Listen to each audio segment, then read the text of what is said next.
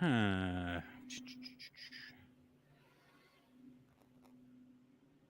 Um, excellent connection. Oh yeah, hey, we are live on YouTube. Are Fuck. we? Yeah. I mean the connection might be like trash. I don't know, but I'll leave it up. But it's live, yeah. Am I following? Oh yeah, we are. Yeah. I just had to turn it on Am I following?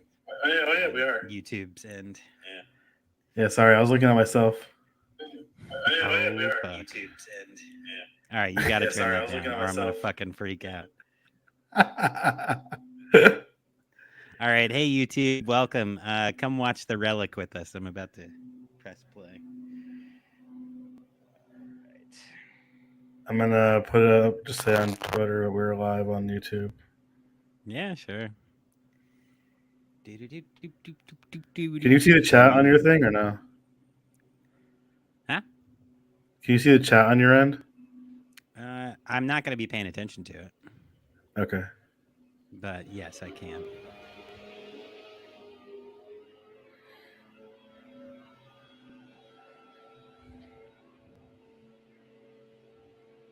Why do I always look like I'm sleeping when the camera? Jesus Christ. It's a good question. You know, now that we can do this, we really should do. Since I have the setup here, I can bring the camera in closer onto the TV and just me like real close, and then we can do like a live watch episode. That'd be fun. We should pick one, pick a tape to do. Maybe we could do that with like near death, since it was such a wild fuck I would say we should movie. do one that's like, what's it called? Public domain. Oh, I So we guess you're don't, right. Yeah, so we don't that's get true. fucked by YouTube, unless we're not monetizing our thing on YouTube. No, I mean we're not monetized. I don't know. We could do I don't know what. Oh, I guess we could fucking do the classic, Night of Dead the Living Living Dead. Dead or whatever. That'd be awesome. Yeah, I'm trying to think. I don't have a lot of really old stuff. Um, I have the Little Shop of Horrors, but it's the old. I don't know how old this one is. This was Roger Corman. It was directed by Roger Corman. So this was Hmm. 1960. That's Um, the original, right? yeah, the original one. I don't know. I don't think that's going to be public domain though. I think it's going to be owned by somebody. Probably maybe his estate now.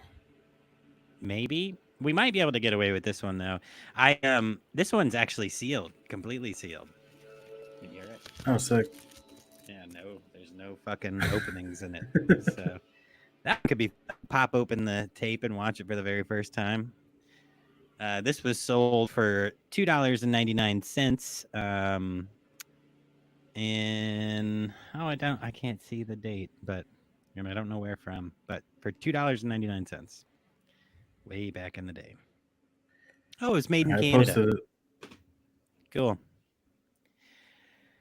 nice. All right, cool. Well, fuck. Should we get to going? Yes. All right. So, for all of our behind the scenes folks who are watching our live, or if you're Patreon members and you get access to our actual studio where you can come talk to us, that's cool. If you're not a Patreon member, go join. It's we got different tiers on there. Some are really low, some are high. Some will get you a VHS randomly shipped to your door. Actually, I'm shipping out a bunch between today and Monday to people, which is cool.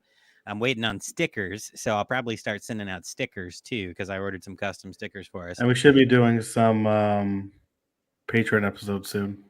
Yeah, we're gonna do Patreon episodes soon, which are like too dark for our other fucking platforms. And then also, you can get a shirt if you join at the top tier. So after 2 months, you get a shirt, a VHS Doom shirt, pretty cool, which is just the new logo, kind of, but cooler. So yeah, it's pretty cool. So join our Patreon, patreon.com / VHS Doom Pod. Go check it out. It's a lot of fun. Today for you, we're gonna have a. This is actually the second episode in season 4. So our first episode in season 4 was our interview with Mark Shostrom, who, if you don't know who that is, get it fucking Affects the together. legend. He's a legend. He made Henrietta in Evil Dead 2. He did the effects for Evil Dead 2. He worked on Friday the The third. Elm I'm Street sorry, trilogy. not Friday the 13th. Nightmare on Elm Street 1, 2, 3. He worked on. He won Emmys for Star Trek. Phantasm 2, Voyager. He worked on Phantasm 2. He worked on Slumber Party Buffy, Massacre, The Mutilator, X uh, Files. X Files, Buffy the Vampire Slayer, so much stuff. So that episode is actually because we're a little bit delayed because we're stacking up on episodes since I have a baby coming and Mike has a baby coming. But that episode will premiere not this weekend, but next weekend. Um, so that'll be cool. Go check that out. But You guys this are closer week, to than us. It's I know, yeah, we're coming up quick. like This week weeks. we have a really cool and kind of different episode for you. So we're doing a double feature. We haven't done a double feature since the beginning. All right, lawnmower man. Since the beginning of our podcast, I think our last double feature was Cannibal Holocaust Faces of Death. So Yes, this one's an easy one. This is not going to be nearly as in depth, but it's a body horror because we attempted to movie. do Brain Damage and Frankenhooker, but we ran out of time, and then we also did try Yeah. doing Evil Dead 1 and 2. Yeah, but I think that was stupid. But I think that this will be a little bit easier because it's two titles that are much easier to watch, much less content to analyze, and that is going to be Body Melt from Australia and Slime City. So that's our double feature, Body Melt Slime City today. This is season 4, episode 61, and episode 60 was our first episode in season 4 with Mark Shostrom. So that's the behind the scenes for you. I guess before we get started, man, what's new Horrors that of you don't? Hibiki podcast just said hey on our YouTube chat. Who did? Horrors of Hibiki podcast. Oh, hello, Friends of the horrors. show. Nice, love it. Nice to see y'all. That's cool you're here. This is our I guess I'll have the chat open. I don't know. I don't know how to do this. Yeah, from you my keep it phone, but open. You can monitor that. This is our second ever YouTube live stream, and internet seems not to be crashing right now, so that's pray for good. us. I'm gonna fucking turn off my Wi-Fi on my phone. I So already did hopefully. that. Oh, holy shit! Oh, here's a behind the scenes tidbit for you, Mikey, that people can hear before we actually get started on our actual show. But I am in talks with. There is a theater in Richmond called the Bird Theater, which is a like 501c3 nonprofit theater. It's been around forever. It has one of the big ass fucking organs, and you can have somebody come play before a movie and stuff. It has a big Um, organ. a big fucking organ, just right in the middle, big old fucking organ. But I'm inquiring with them since we're making some cool friends here. I'm inquiring with them about the process for if VHS Doom wanted to sponsor a screening night of maybe, I don't know, I got to talk to Buddy about it, but maybe a Mutilator 1, Mutilator 2 night at the Bird, or this one would be a stretch, but I haven't talked to Mark about it yet, but he wants to stay in touch. So I was going to see like, hey, what would it take, Mark, to do like if we did a screening of Evil Dead 2 to get you to come, or zoom you in so you can do a Q&A at the end. I That'd thought be that so could be much really fun. cool. And all like, hosted by I'll get VHS zoomed in Doom. too. Yeah. Yeah, you too, right? But yeah, so we'll see about that. I'm just starting that process, but I really want to make that happen. That's on my like goals for the show list is to host a screening. And then if it works out and it's a cool thing and we can make it happen, I had talked to Matt from Mutant City Horror about he had an idea of doing a video nasty style night at a local theater and just doing it regularly, and something like that would be fucking awesome. That would So be fun. the fact that I have that What movie is that? possibility, it could be cool. So anyway, all right, you ready to fucking get it, What buddy? movie is that behind you? Well, I'm playing the Relic, but I think I'm still in the previews. That looks really familiar. I don't know what that is. I can't tell off bat. Kissy kissy, smoochy smoochy. There's lots of smoochies back to back. Anyway, all right, let's play the fucking intro. Let's get going. All right, let's go. Holy shit. I'm actually gonna close out the chat so I can read the script. All right.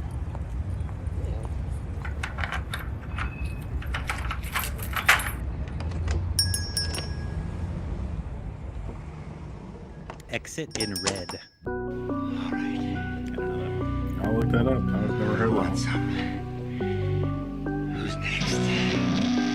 Huh? How about it? Who wants some? I am the devil, and I am here to do the devil's work. We all go a little mad sometimes.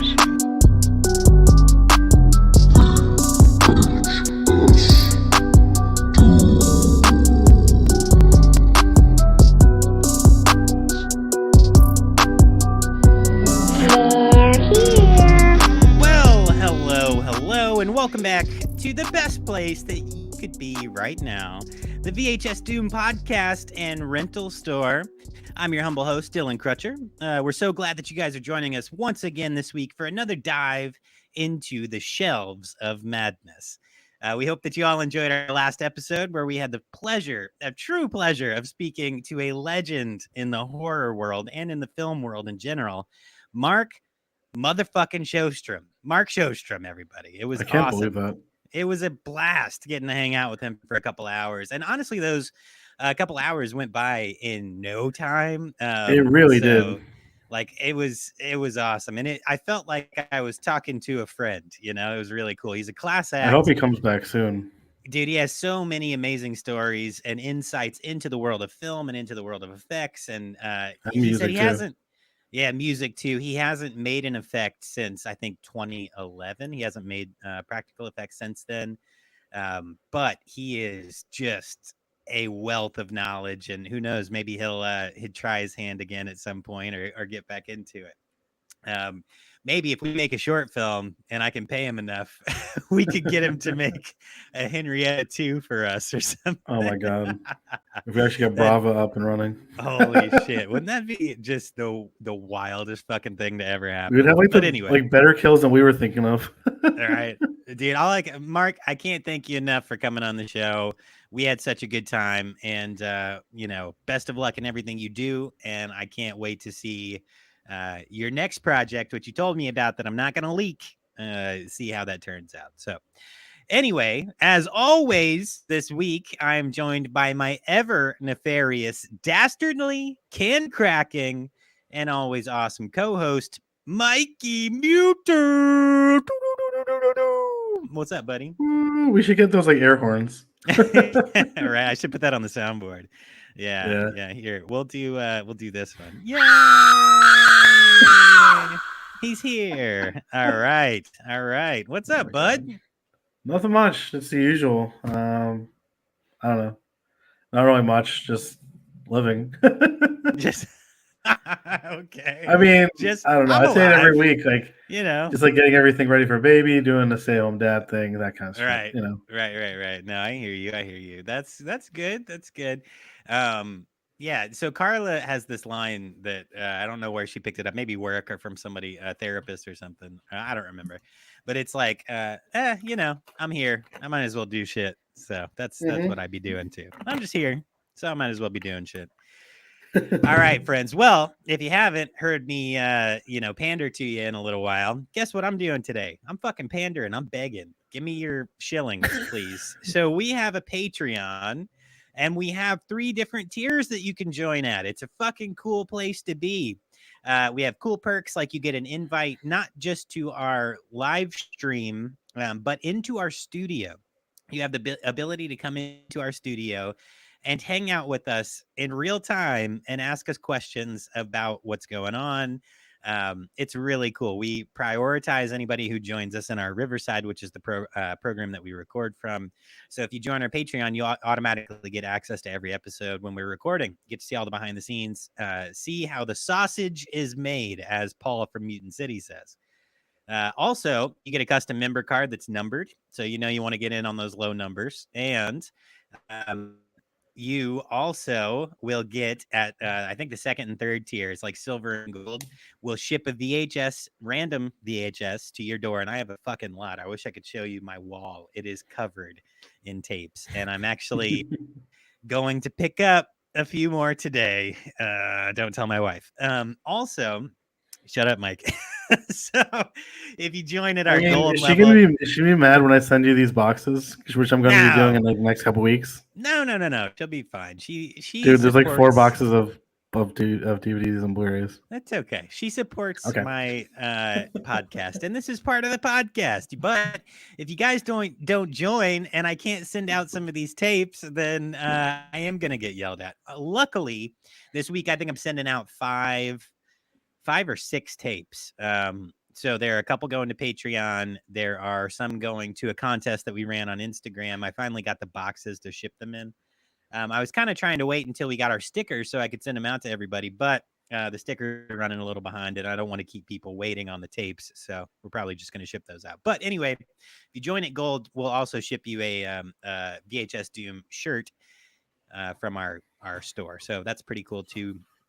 Anyway, that's enough of my begging, I guess, but please join our Patreon, and please subscribe and give the show a rating wherever you're listening. If you can't join Patreon, we understand. That's all right.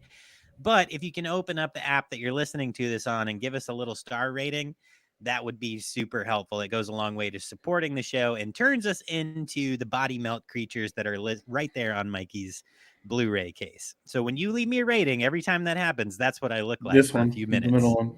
That's the level of excitement that I have. I go, You just like rip your face off. yeah.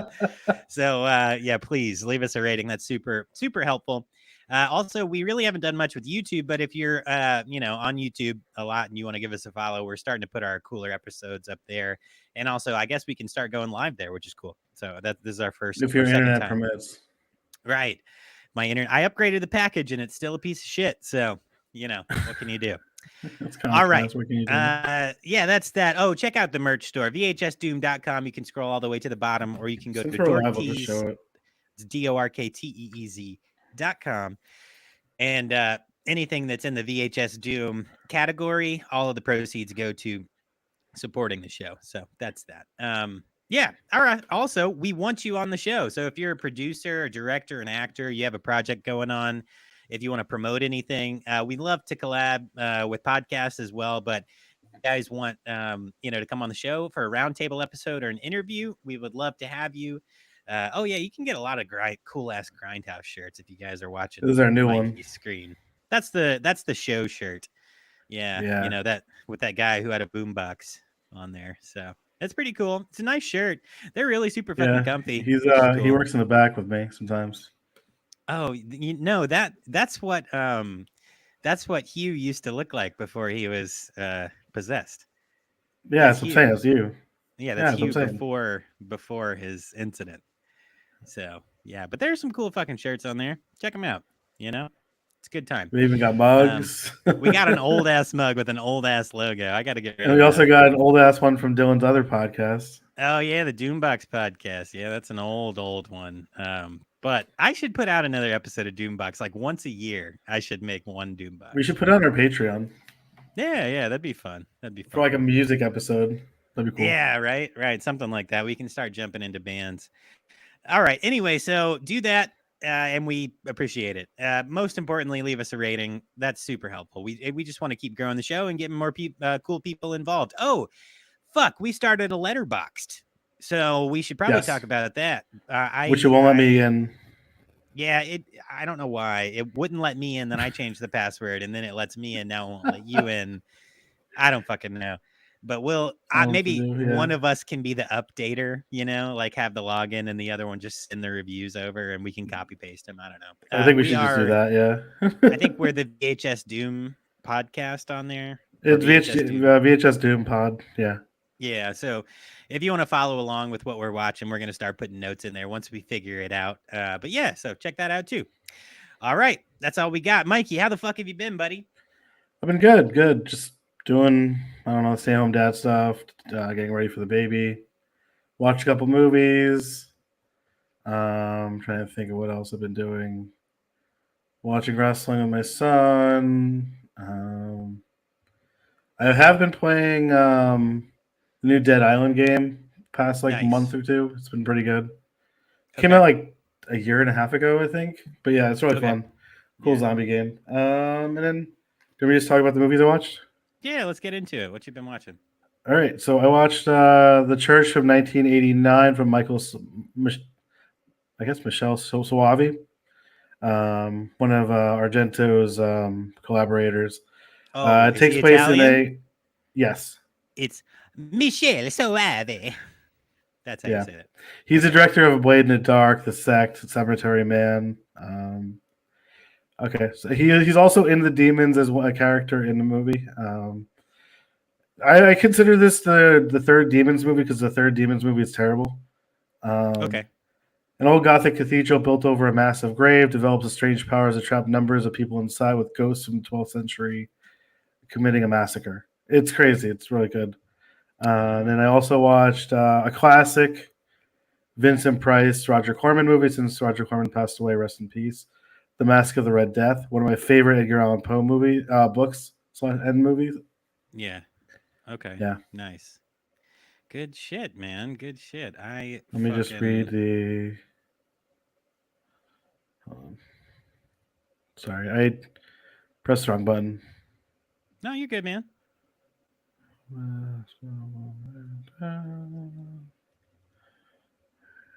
Okay. All right. European prince terrorizes the local peasantry while using his castle as refuge against the Red Death plague that stalks his land. From Okay. 1969, Mask of the Red Death. Nice. All right. Good stuff. It's such a visually beautiful movie, I think. Yeah. I saw it through the Vincent Price box set I have from Scream Factory. Oh, nice. Okay, cool. Mhm. Yeah, I did a whole episode on Doombox about Vincent Price, really dive like into his history. He was a very, very cool dude. And also had a recipe of how to cook fish in a top rack of a I dishwasher. was just going to say that. It still horrifies me to this day. Maybe one of the most horrifying things he ever did outside of his outside of his movies. And his rap Um, feature on Thriller. Oh yeah. Oh fuck yeah. Shit, man. Wow. What a cool fucking dude, you know? He He really was an is. he was an art curator too. So he was Mhm. actually head of like the Native American art, which was weird, but Native American art collective for like the government. So he would go find art and preserve it from Native American, communities and stuff, which is interesting. I mean, it was a different time. You know, you'd think you would have someone who was native doing that, but we do now. But back then they didn't. They just let white guys do everything. But he did that. So anyway, whatever. Fucking weird. All right, I know too many facts about Vincent Price. That's what I'm gonna say. So, what did I do? Is that everything? Yeah. All right, I only watched two cool. movies. All right. Sorry, I Usually you usually have have like a list. yeah, This you week I only usually have watched two. like 18 movies you come in with. No, it's Yeah, I've not been that mostly much. playing the new, as I said, Dead Island and the new WWE game too. Oh, okay. Nice. Yeah. Yeah, so what did I do? What did I watch? So work, I fucking worked, and that's my answer every fucking week. Just the same thing as you, right? So works a lot and it's busy and it's going well, but it's just a lot. So I don't have a ton of time to do much outside of that. I feel like Oh I wait, I did do really something. what? I'll talk about it after you're done. Sorry, No, I keep doing start this the other week. now. Don't even I went to start a right death metal now. concert, and I Okay. got kicked in the chest and have bruised ribs. So You talked about that last week, actually. I did think. I? Oh yeah, Yeah, because we yeah, yeah. recorded a couple days after. I forgot. We've And been we did recording so multiple much. episodes. Yeah, we've been doing a Yeah, lot. well, I'm going to another one on Tuesday. Fuming Mouth Nice. and Tomb Sentinel. Okay. All right, cool. Probably die there So, too. oh, you know what? I'll drop the work shit and I'll talk about some of the cool plans I have. So, the things I'm doing for the podcast: one, the theater thing, really cool. Mhm. Two, it sold out like immediately. But my wife was like, "Yeah, for your birthday, let's go to the on-site screening of the Mutilator 1 and 2 at the Oceana Motel." So I went to buy tickets and they were gone. Bullshit. But I had emailed Buddy and I was like, "Hey, maybe I'm going to see you." And he mentioned that they might be doing a second screening. So I am going to buy tickets to that for my birthday. And all right, this is another one that's really cool. So I haven't talked a lot about this, but I have a short film planned that's the beginning of VHS Doom rental store. How we all came to be in the void together and make this show. Mike and Mikey know a little bit about it. But what I did this week after we talked to Mark, I went and I looked up, and I still have from when we did Brava 2 giant pails of silicone, like smooth on silicone for like body. Yeah. They're like the gallon buckets because I was planning on making all of our own effects and stuff. So I went and I learned how to make a life cast with silicone. I'm going to get my wife to help me. This is after the baby comes. But I'm making this plan on doing a full head life cast of myself so I can get decapitated in this short film. That's so Bro, awesome. I I'm so have fucking I still have excited. I still have the hand. Yeah, hello. Wavity, wavity. Sammy Yeah. loves to point to it and say, "Look, it's Daddy's hand." Right, exactly. It's a lot of fun, man. It's a lot of fun making that shit. So Mark's talking to Mark and Tom Devlin over the last couple weeks. I was really like, man, I really got to fucking start making some new stuff again. I got a So creepy basement. If you want to come up. yeah, right. So I'm gonna get my wife to help me so I don't suffocate to death. And I was thinking about doing my own arm. So like, having my arm chopped off and also like a whole arm all the way to the shoulder, and then also doing my head. So we might have some cool things coming on a little, VHS Doom short film, the history of or something like that. But we'll see. We'll see what happens. Anyway, what did I watch? So this week I had time to watch two, which was surprising. I made time. It's hard being as busy as I fucking am, but I figured it out. So first, I had to watch a film by Roger Corman. Rest in peace. That was really sad news. He was 98, I believe, so it's not like it That's a really long was life. surprising. That is a long life, and he did a lot of cool shit in his life.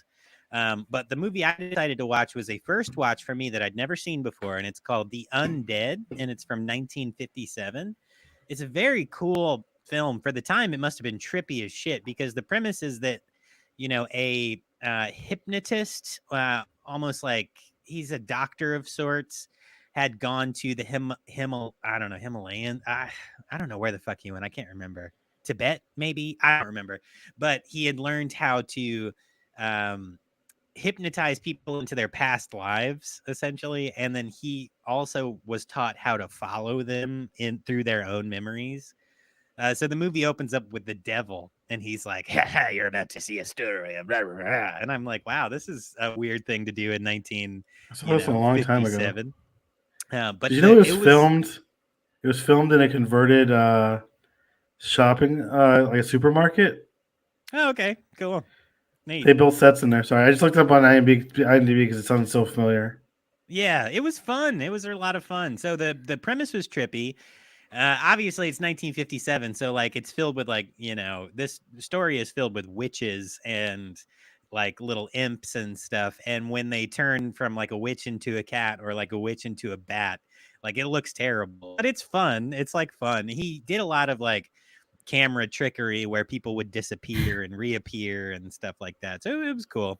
Definitely worth a watch. And it was a well put together story. And also, rest in peace, Roger Corman. It was fun to watch something that he himself directed. And then second was a piece of shit trash film that I watched. So from 2017 by Chuck Coney, Door One of the Five Doors to Hell. What I will say about this film is that it was shot on like a camcorder by some friends in their backyards of like North Carolina or South Carolina or something. And they know how bad it is because they keep talking about how bad it is, and how like cliche everything is. But at a VHS rental store or like a movie rental store, they're handed a VHS because the shopkeeper is pissed at them and he gives them like a cursed tape. They go home, they play it, and then they have to deal with all these like VHS killer scenarios, and they get picked off one by one until the very end, and it's done, right? It was so bad, but in the middle of the movie, there is a giant penis monster that becomes people to death. So I don't know if I can say that on YouTube without getting in a lot of trouble, but I said it anyway. I think it'd be okay.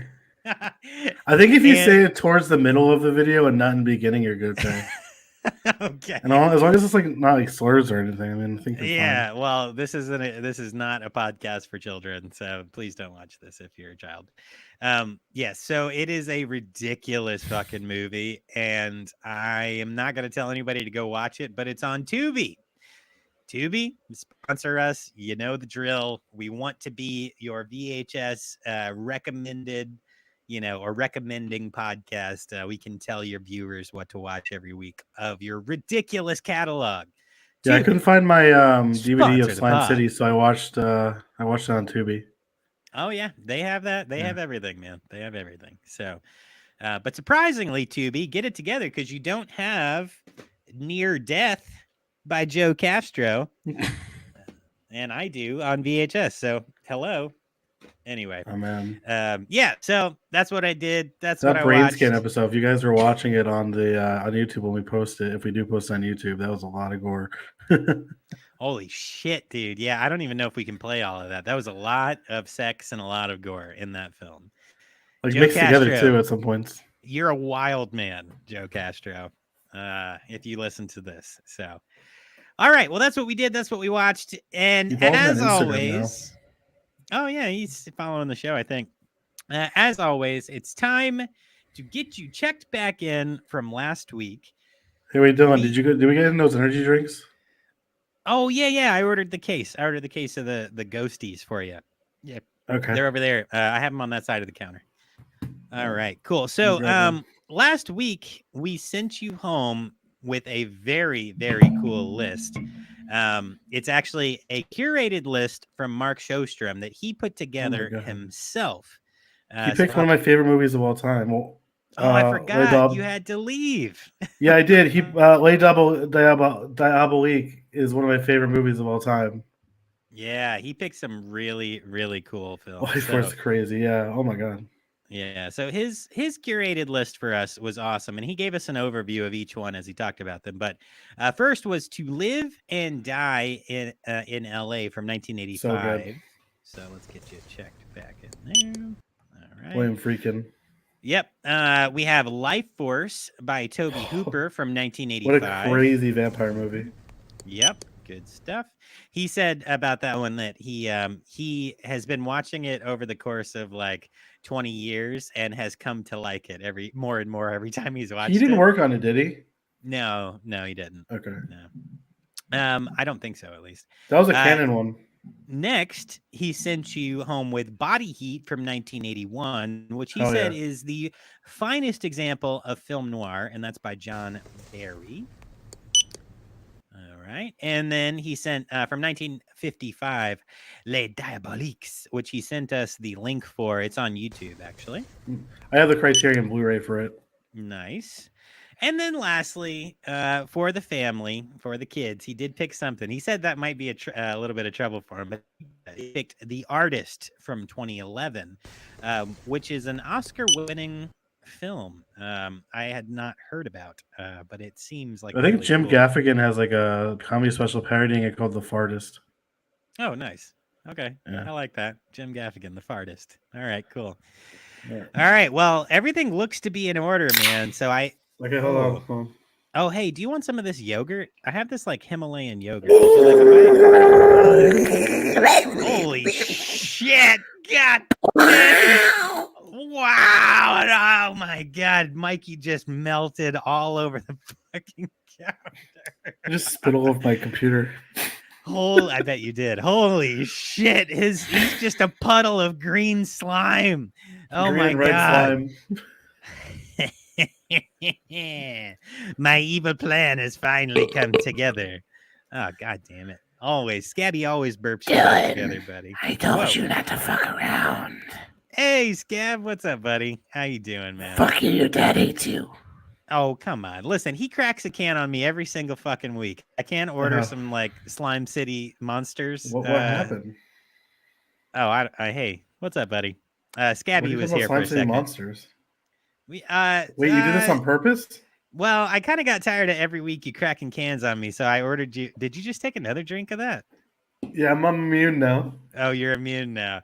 Yeah, so I ordered some Slime City monsters just to fuck with you a little bit. Apparently, they have a few side effects, including a massive amounts of snot running out of your nose, I turned into one of these guys, one of these Sour dripping Patch Kids. right, dripping from your ears, bones spontaneously breaking, and then your face peeling off at the last second. So that was a very It's not interesting crawling thing. up the side of the sink too. What's weird is that every single one of those side effects happened to you instantaneously. So I feel like that's what that drink is designed to do. Yeah, you should put an explosion on the what's it called? It's a fucking Post. face melter. Anyway. All right, Me dude. exploding on post and post. Well, that was fun. I'm glad you're back. Thanks, Scab, for bringing him back. Yeah, that was. He was me kind of this week, angry. You but- told me. Yeah, I mean, I'm playing some practical jokes. He can get over it. It happens sometimes. All right, it happens. All right.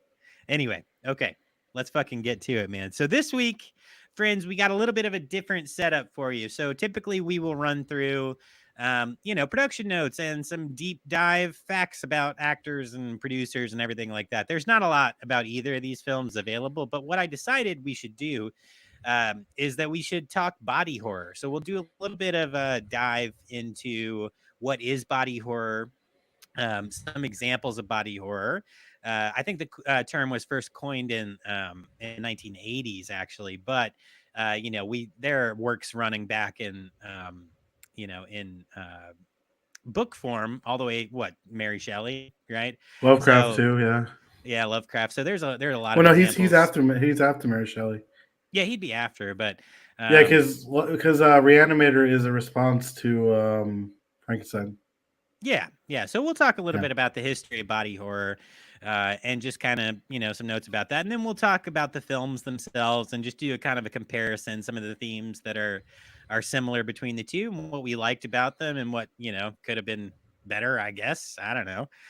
So yeah, that's it. So this week we're gonna jump right in. Let's go ahead. We're gonna press play on a quick little double feature preview session. So press play now. Press play. I wonder if they can hear. Should we do a I gotta make a new Liberty Mutual. Yeah, because of the new episode. Yeah. Yeah, for sure. That'd be fun. Huh, let's see. Hi, Mikey!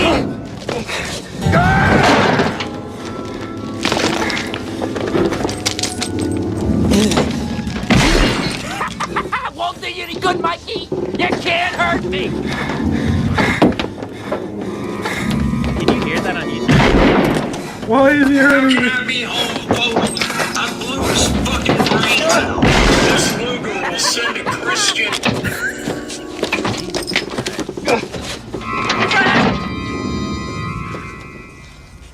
Why do I always get attacked? I don't know, man. It's a weird thing, isn't it? Hell, Shorty looked so good, I used her piss as crab boil. Nutted so crazy, I got 108-degree fever. Smoking on Congolese dick wick, looking for a signal. I went dark gotta make a new long one. time ago. Packed her asshole so tight, she pushed out a pearl. Okay, that's enough. That's enough. Bro, I gotta make a new Liberty Mutual commercial. I really do. Oh my god. I'm gonna check. Is anybody watching us at all on YouTube? I'm not really sure. Let me find out. No, we have one concurrent viewer. I think it's just me. Oh, just you. All right, that's fine. I said Pickle Rick in the chat. You did, yeah. Pickle Slick. It's just me. It says there's 0 in the chat right now. Oh yeah. Yeah. Interesting. Well, whatever. We'll keep it up. It's fun. My computer's hot though. It feels like it's running too much shit. Yeah, mine's kind of. That's funny. How about that? All right, cool. So let's fucking go. Mikey, you got the back of that box, buddy. Hold on. Or boxes, I guess. Shit. All right. As I said, I couldn't find my DVD of Slime City, so I just want to bring up the thing for it. Okay, so I'll read the one for Body Melt first. All right. So, a story about some Melbourne residents who were singled out as human guinea pigs for a concoction that mutates bodies, turns flesh into liquid nastiness. Okay. All right. That is for Body Melt. And then, actually, I don't like that. I think we're gonna fix that one. Hold on. We can cut that out. I don't like how short that was. It's live. Whatever. The power of editing. The power of editing compels you. Residents of a peaceful Pebble Court, Holmesville, are being used unknowingly as test experiments for a new body drug that causes rapid body decomposition, melting skin, and painful death. Ah. Then take him to Slime City. Slime City. A student moves into a rundown building in New York City. His bizarre neighbors make a concoction in their apartment they call wine, and it makes him mutate Okay. into a All right. deformed killer. Nice. All right. Good shit, man. It's kind of hard to do a lot double of feature box concoctions. read. What? A lot of concoctions. Many drinks in these films. Lots of concoctions. Some of them look like seltzer. Some of them look like yogurt. So we'll get through all of that. It's Himalayan yogurt. Himalayan yogurt. Why is yours blue? It's because I like that color. That guy was so awesome. Roman, not Roman. Roman. Like an art punk. Right.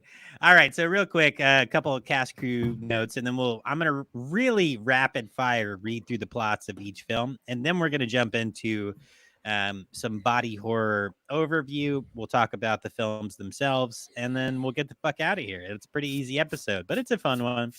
So Body Melt is a 1993 Australian independent science fiction black comedy body horror film directed by Philip Brophy and written by both Brophy and Rod Bishop.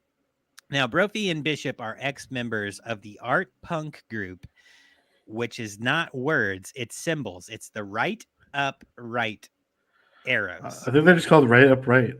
Is it right up right? I've never heard of it. I'm looking at their wiki. It's called Tisk Tisk Tisk. Tisk Tisk Tisk, and their symbols are right up right? I'm just kidding. Fuck off. That is awful. Oh my God. It's the Bloodhound Gang. Baby. Fucking shit, bro. So the pair also apparently composed the film's soundtrack. So cool shit. Now, we'll talk really quick about let's talk about people involved in that project, I guess, because I don't want to get out of order too much. So it was produced by Rod Bishop and Daniel Scharf, starring Gerard Kennedy, Andrew Dado, and Vincent Gill, as well as others. Cinematography was by Ray Argall. It was edited by Bill Murphy, and then the music, as I said, was by those two.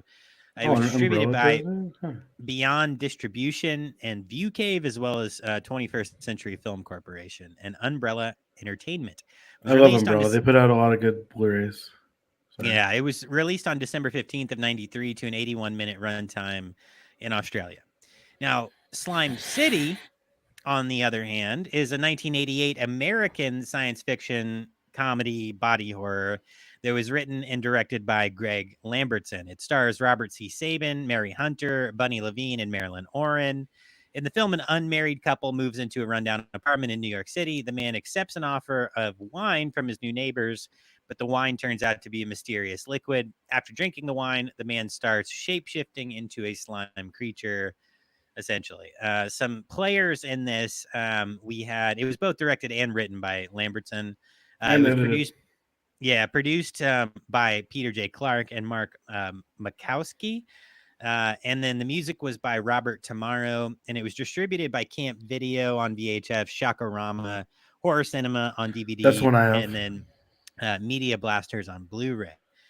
It was released in 1988. The budget apparently was only $100,000, and it has an 85-minute runtime.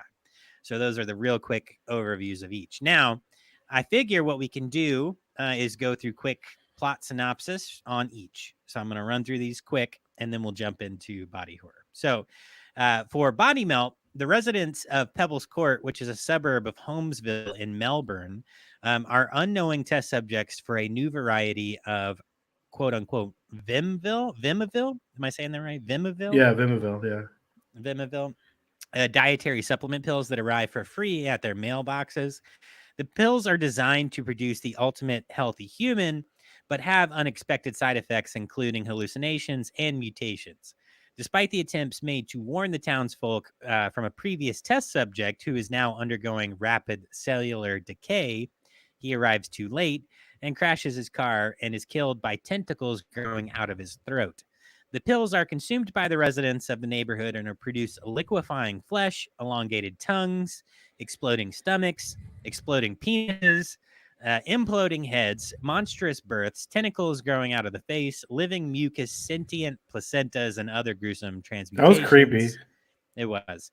Ultimately, more and more of the residents of Pebbles Court mutate or die horrific deaths until almost every character has been dispatched. So that's the quick synopsis of Body Melt. Now, for Slime City, quick plot synopsis. Alex and his girlfriend are looking for an apartment to move into.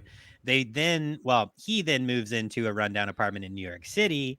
Their neighbor seduces Alex while his girlfriend is still living with her parents. His neighbors provide him with a strange drink that they call quote unquote wine, and Alex proceeds to drink it. After the incident, Alex begins to shapeshift into a yellow killer slime creature called Zachary, which is a ghost essentially that's possessing him, an old witch man. He finds that the only way he can return to normal is to commit murder. His girlfriend must learn the secret of the apartment and the brutal massacre that took place centuries ago. I guess that's kind of the real brief overview. She deals with the final form of Zachary, which was wild. So that's the quick overview of each film. Do you think, Mikey, we should talk about the plot points of the film first, or just do the overview on the body horror information? When you mean plot points, you mean like our notes? Yeah, our notes. Yeah, we can do the notes first. I mean, I don't have that many. I do have one I just thought of for Slime City that I should have written down, but I feel like we should never get rundown apartments in New York City because basket case in this movie. I feel like in the 80s, all of the apartments in New York City looked like that, though. Like, you know. Yeah, but you never know if that, or there's like Frank Zito, the killer from Maniac, chilling with mannequins in his house. True. Yeah, well, he might show up and be like, "Hey, can I see your pictures?" You know, I don't know. Whatever. Anyway, yeah, don't trust people. Never mind. Don't trust people in 1980s New York. You sounded like old Greg for a second. Can I see your pictures? No, I'm gonna stab you and take it. I'm gonna take your hair. Oh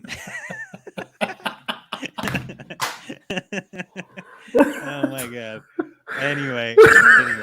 We need a shirt of old Greg dressed as Frank Zito from Maniac. Yes. I'm gonna take your hair. Have you ever tried Bailey's from a shoe? Holy shit. Fuck, that's awesome. That's a great crossover. I'm gonna write that note down. Hold on, give me a second. Frank Zito / old Greg. Right. Or the poster. Oh my god, I have an idea. The poster of Maniac, instead of it says he told you not to go out, it says, have you ever drank Bailey's from a shoe and just him instead of a knife in the head? He's holding a Bailey's bottle and a shoe. Holy shit. You ever drank Bailey's from a shoe? I'm gonna take you there. All right, so fuck.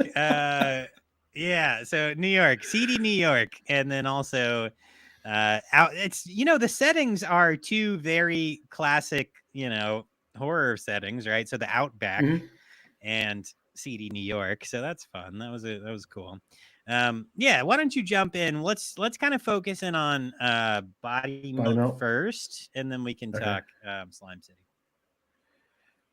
All right, so my first note I have is one of the kids is named Gino Argento. Oh, yes, I did hear that one. Yeah. Yeah, I thought that was cool. I was wondering why the coroner took too long to pick up the body. I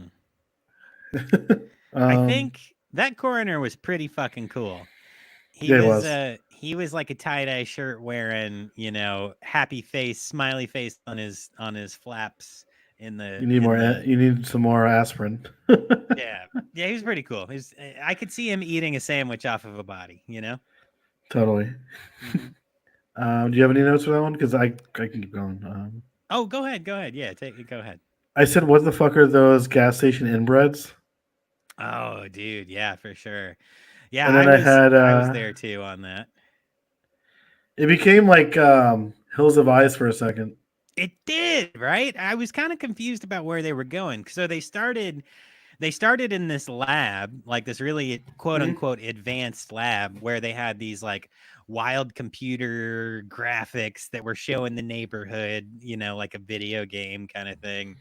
And then this dude gets injected by his quote unquote girlfriend. And then, she's just laying around naked. And then she calls and he's like, oh, yeah, I gave him a lethal dose. He's going to die. He burns his ID and then drives off and then, goes and he starts drinking detergent. I didn't quite understand that. So I guess maybe he was trying to counteract the effects I think it of was. the drug, but it wasn't like it was taken And the corner store guy thought he was on orally. meth. Right. So the drugs weren't taken orally, they were injected into him. So he's still drinking detergent for what? Like lining his stomach of sorts? It burned through his throat pretty quickly. It did. Right. So I don't really know what that was all about. It was wild though. I just put Australians are fucking wild and these hallucinations are wild. Mhm. There was a lot going on Oh, I when have one for the hallucinations. I just put she took his rib, but in oh my head she I was like, did. she took his rib. She took his rib. That was a little later on, but in the beginning, when he was seeing like that old woman at the airport, and then he's Mhm. seeing that woman in his own house, she was fucking creepy, bro. That was a creepy fucking face. Or Yep. when he was like eating at the diner or the airport or whatever. Yeah. So that Oh, and was then I that have was. a quote. Sorry, Yeah, go ahead. I had a quote of breakfast, lunch, or tea. Yeah. No, yeah. So once we get out to the old, to the backwoods bumpkins, I had the same note. LMAO, these gas station inbreds. What the fuck is this? And then, nah, we got breakfast, lunch, and tea. Stupid. Yeah. So they're kind of jumping back and forth between the guy who was the first one to drink his like green seltzer water, who's at Mhm. the airport, and then he's at his work, and then he's at home, and then they're jumping back and forth between that and the two kids who are out at this like random ass gas station in the middle of Well, I mean, nowhere. once you figure out who the character is, it's not really random at that point. Yeah, but it is at first because like why would they stop there? So what is the like how coincidental is it that these two kids who are from the block stop at the same fucking a guy who's involved in the Well, whole fucking thing. You know what I they mean? were supposed to be going to that place to donate sperm. Right, right. Yes, they were. That's where they were headed to. And they happened to stop at the one place where this dude who had been involved in the whole project but then got out or Pud. like you tested it on himself and ended up it was just weird. um Keep it in the family.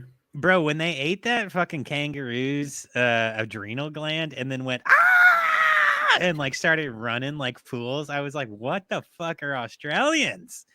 And then I did say that the stumpy inbred looks like Samwise Gamgee a little bit. I thought he looked like Luther the Geek. I think one of them did, but the littler one kind of looked a little bit like what's his face that played Sam? Shit, what's that dude's name? Sean Ashton, Sean Astin. Yes. the one who Sean played Astin. Rudy. Right. And Yeah, Rudy. he looked a little bit similar. So, anyway. He played Rudy and Rudy. Rudy. Spermatosa algroso. Did you catch that line? So, all right, Tubi. I watched this on Tubi, and they did not have subtitles available, and I had subtitles for my Australians Blu-ray. are hard as shit to understand sometimes. But I did catch that one of the two teenage guys. Hard as shit to Why? Don't do that. I just opened my phone for a second and it went off. I'm sorry. Mm-hmm. Okay. That was you So, talking. yeah, I know it was. Don't do that. It bothers me. So one of the two dudes is talking to the old farmer, like inbred farmer guy, and he's like, "Oh, do you have family back in Melbourne?" The old farmer guy asked, and the kid's like, "Yeah, I'm Italian, spermatosa algrosa." Like, I guess they're just saying they fuck a lot, and so there's a lot of siblings. I don't fucking know. It was weird. It was a weird line. Um, and then that has to be the worst fucking kangaroo death that's ever been filmed. It's like a puppet or like a doll, and they just so it goes from like standing, and then they shoot it, and it goes like it just falls like immediate like a fucking stuffed animal. I don't know. It's bad. Um, and I just said, what a weird fucking movie, man. Oh, they cannibals. That makes sense. When she starts trying to eat him and she's like Yeah. stabbing him to death after they're fucking in the little shed. And then the dad says, like, girl, I told you to keep it in the family. I'm like, what the fuck? Holy shit, bro. All right, what else you got? What else you got? So I sorry, that whole like sequence was funny as hell. Yeah. Okay, so next I have the effects in this movie are amazing. Mm-hmm. Then I went to She Took His Rib. Yeah. Uh, The oh, belly rubbing. then Wasn't that weird? yeah, it She was just was. like really rubbing his belly. She was like massaging the rib out of his stomach. Right. Yeah. And That was then fucking when it weird. goes to the pregnant woman, Oh my and like god. she just randomly pulls out a stethoscope. To listen to her belly. Yeah. Some Yeah, and people do that, I guess. I didn't know that was a thing. I was confused by Yeah. that. I said, "Why does she have a stethoscope?" LOL. Yeah. Then I said, "The placenta ran away," Yeah. and then the birth scene was crazy. Yeah. Not to dive into Slime City too much, but when the placenta runs away and also in Slime City when the brain tries to crawl away, very Yeah, similar, effect styles and stuff going yeah, on I there. noticed that too. Yeah. So last note from like the scene where the two kids are at the gas station, when one of them is Mhm. like walking through their house and he finds a room and there's a legit porn playing, like you're seeing balls and Oh yeah, he butts. was trying to sit on the chair, and then all of a He sudden would there's a just, woman in there. yeah, grandma's fucking watching porn, bro. That was gross as shit. And I just said this movie is like all over the fucking place with that. So um, and then so they go to the morgue where they have the first dead body that they're analyzing that has like the tentacles and everything coming out of it. And they do a full-on penis shot on the dead body. The dude's just laying there, not covered at all. They're like, we're just Lots of gonna show penises. off. We're gonna show off this guy's penis. His penile So penis. he had multiples. Um, and then I said, fuck, trippy mailbox. So now this dude, the second guy, like the first one to drink the drink on the cul-de-sac is starting to really trip hard. He goes and he looks into his mailbox and then he has this wild sequence of like hallucinations. And then, he has one of the hallucinations pull out his rib. She's collecting them ribs. Um, I did find it funny. So the doctor who's checking in on all these people in the cul-de-sac is checking on the pregnant woman, and he makes the Mhm. statement, "The human baby is the ultimate parasite." I just thought that was really funny because it's I did true. too. That's a true statement. It is a parasite, or like you're the host if you're growing one. So why is her assistant so jacked with such a high voice? I said. So, and once I you thought that was get funny back too. right to the original location, like the what is it? It's not a lab. It's kind of like Vermiville. a yeah. Well, It's it's kind of it's built on like a nuclear plant. They said right, but it's supposed to be like it's supposed to a be like a health spa. a spa. That's it. Yeah, it's supposed to be a spa. Oh, So when that all of family shows up, I had to know about that part. right. So yeah, another family on the cul-de-sac decides to go out there. Well, so everybody who works at the spa is like a fucking bodybuilder. And they're just jacked as shit, but they all have these like really high voices. So they're like, "Hey boss, can I get another set of pills, please?" And it just threw me off. I was like, "What the fuck is happening here?" Um so now they're jumping back and forth between this like health spa and the pregnant woman. So that's kind of how this film goes. It's weird. It picks like two subjects and it just goes back and forth, back and forth, back and forth between the two subjects, which You kind know of what I made noticed? Huh. They never looked. They looked for Brandon after he went his rollerblading. No, nobody ever did. He's the only one who had a natural death, right? Yeah, he kind of just like, oh my god, it was crazy. Him on He rollerblades fell. just smacked the Yeah, ground. Yeah, he fell hard and cracked his head open. So he didn't actually die in a way that that the was like film. a compound fracture of the face. It was weird. Yeah, that was not a part of the film, but they did show I it do in have a it. line for when he's talking to his sister, though. Oh, what's that? I think she says to him, "Fuck off, wiener dick." Wiener dick. All right. Fuck off, wiener dick. That sounds Australian to me. Then Yeah. I said the rollerblading scene is so 90s. It is. It is. I had that too. I had 90s rollerblading for the win or loss after he died. Yeah. Uh-huh. Oh my god! And then those sex scenes are very ridiculous between like the Jack guy and the other girl. Yeah, that was His like pretty back weird. exploded, and then Mhm. Bo's dick explodes. Yep, the other dude's dick explodes. So, yeah, so now they're jumping back and forth between this pregnant woman and what's going on with her, and then they're jumping back to the spa and then back again. So the pregnant woman, like her plight really did hit close to home because my wife is big pregnant, like almost done. You know what I mean? So when she's going through all this, I was like, holy shit. Like Yeah, I watched this. I watched this a couple months ago, and I forgot about the whole pregnancy thing, and it kind of got to me too. yeah. So she's like about to stab her own stomach to get this thing out of her. And That then freaked me out. her husband comes home and tries to stop her, but then he is transformed into a mutant monster or whatever. And then the thing jumps out of her and then it slithers away. It's fucking wild. That was a wild Mhm. sequence. And pretty traumatizing to watch with a big pregnant wife. The whole placenta thing creeped me out the most, though. Yeah, that was bad. That was really bad. And yeah, so my next note after that, because they jump back to the spa, is why are there so many bodybuilders? It's just two. No, there were more than that. Like when they went to the warehouse, there were like 3 or 4 bodybuilders. There were like bodybuilders. No, it was just Bo and the guy with the high voice. Sure about that? I felt like I saw more of them. I felt No, like there's there just were two a of them. few. Literally, dude, it's even on the cover. It's just the two guys. Sure. It's just those 2 there, but I think there were more in the warehouse. I see. What was the smaller one's name? Do you remember? Dick Explode. No, Dick Explode is Bo. Oh, then Back Explode. Yeah, what's the high pitched guy's voice name? High pitched voice Back Exploder. I don't fucking know, bro. I have no fucking clue. I'm gonna guess like Jimbo or something. Fucking Dundee or I don't know, something like that.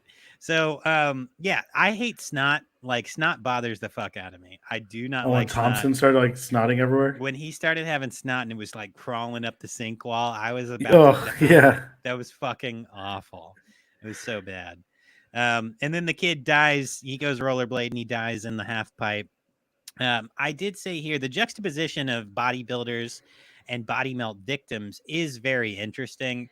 I think that body horror is a thing because people are uncomfortable with the way they look sometimes. And then when you see things on an exaggerated level, you start to be even more uncomfortable.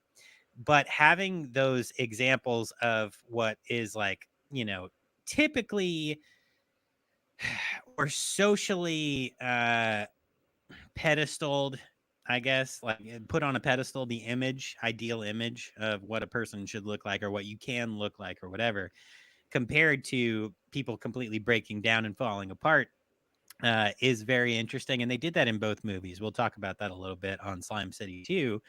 But I just found that interesting. And then last note for me was fucking hillbillies, man. When they fucking are at the end, they're getting that dude out of the truck, and it's just gross. So that was my last note. I stopped kind of taking notes after that. Yeah, I did like the very end where the last guy from the cul-de-sac, the husband, was like spitting slime balls everywhere. That was pretty fucking cool. And then the corner delivers the line "Death by hypernatural causes." Oh yeah, hypernatural. Yeah. I did like And that. I liked how Pud had the like additive that would make them stop exploding. But Right, it's so funny that like obviously they didn't realize that until that point, and it's been like what he said, 20 years. right, so obviously he's a very bad scientist and doctor, right? Yeah, What was it, Carrera or something? I can't yeah, remember. Carrera. Yeah, Yeah. Um, so obviously the hillbillies had been using the drug on themselves to like enhance their abilities. So when Dr. Carrera walks up and the hillbilly dad is like, "Oh, you're still driving that Mercedes," Dr. Carrera says the line that's like, "Oh, you still have that super hearing. I see. You're welcome," or something like that. So I like they were using the drugs on themselves, the hillbillies, so they have super abilities, but they lost some looks for it. That's for sure. I want to just say that dude who rips his face off and then rips the doctor's ear off. Oh yeah, That effect of the face was brutal. that was brutal. That was a very, very cool artistic design, which is iconic. Really, I mean, it's on the cover, but Yeah, if I see that ever again, I'm going to notice immediately what it's from. It was a wild, wild that's what I look effect. like when my allergies are in full effect.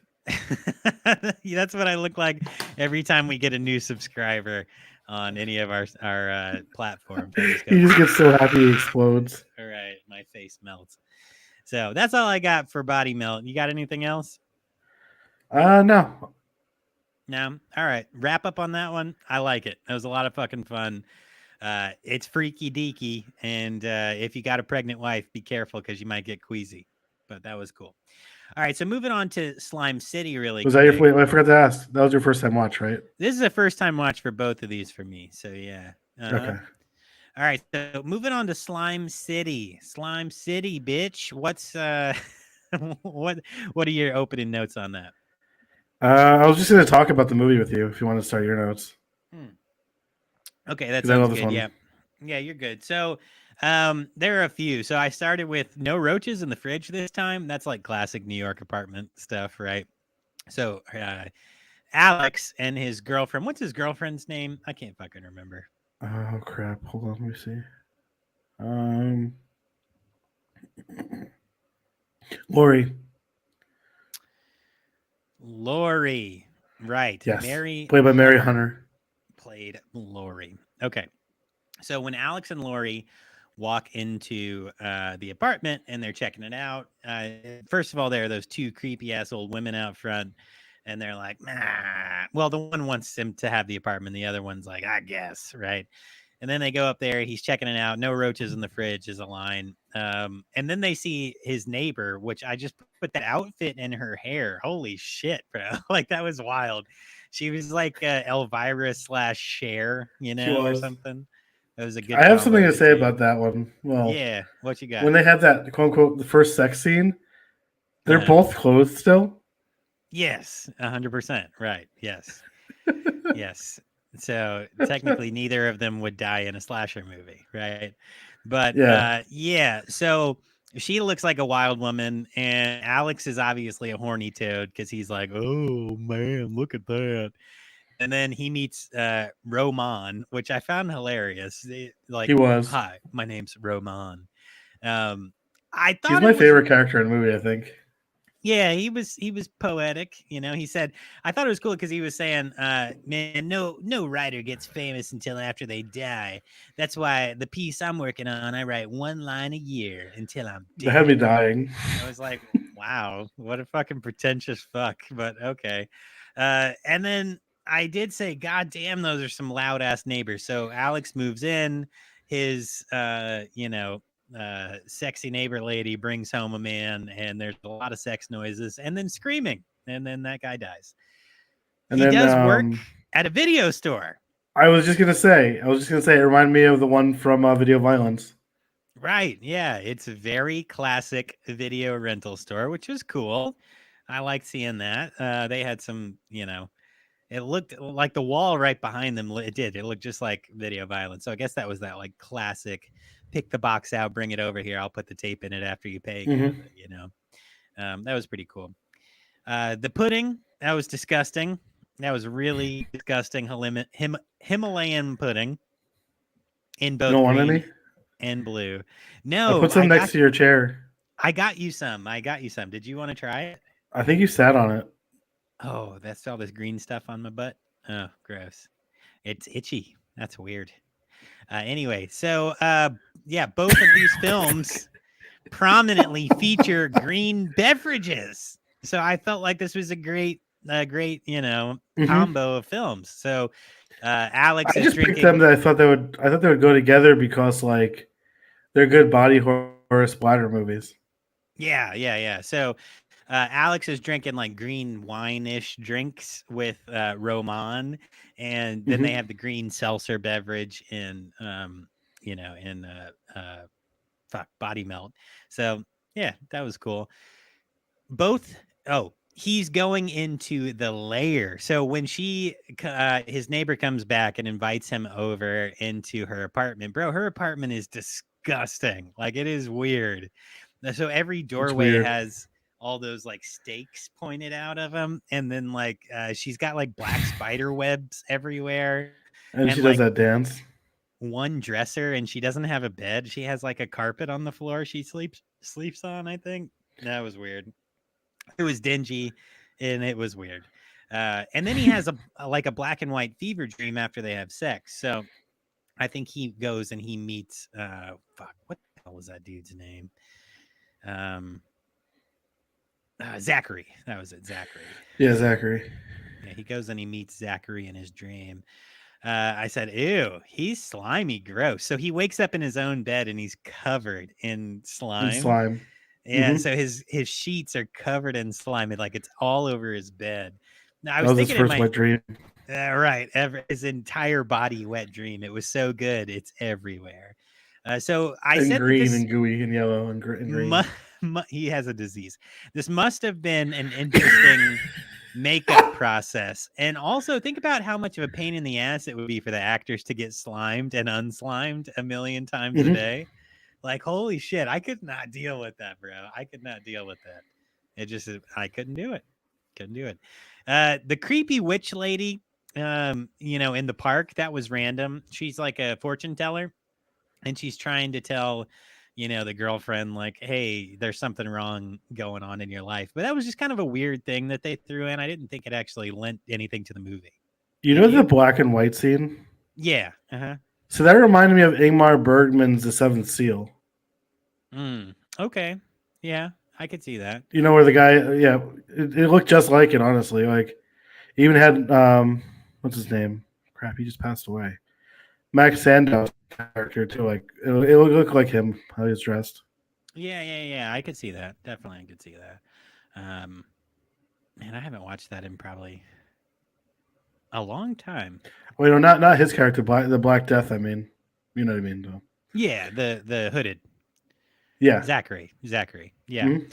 So Zachary, they then Alex goes into the basement, and what's weird to me is that both of the landladies at different points admit that they're involved in this, and he just has no like care at all. It's just very weird. That's like a nonchalant thing.